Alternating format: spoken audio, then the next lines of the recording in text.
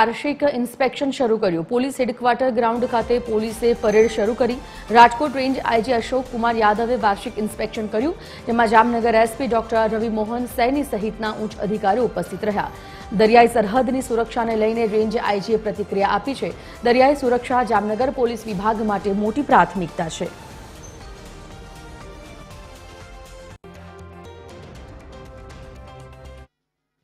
આજે જે પરેડ છે તેમાં પોલીસની જે શારીરિક પરીક્ષાની સાથે સાથે માનસિક પરીક્ષા હોય, જે પોલીસના તમામ પ્રકારના સાધન સામગ્રી હોય, મોક ડ્રીલ હોય, એન્ટી ડેકોરેટિવ ઓપરેશન્સ હોય, પછી આતંકવાદ જે પ્રવૃત્તિને કેવી રીતે નાથી શકાય એના માટે જે તમામ પ્રકારની જે તૈયારીઓ છે એ તૈયારીઓનું પણ અમે સમીક્ષા કરતા હોય છે। પોલીસની ઓવરઓલ કામગીરી જોઈએ તો જામનગરની કામગીરી ખૂબ સારી છે।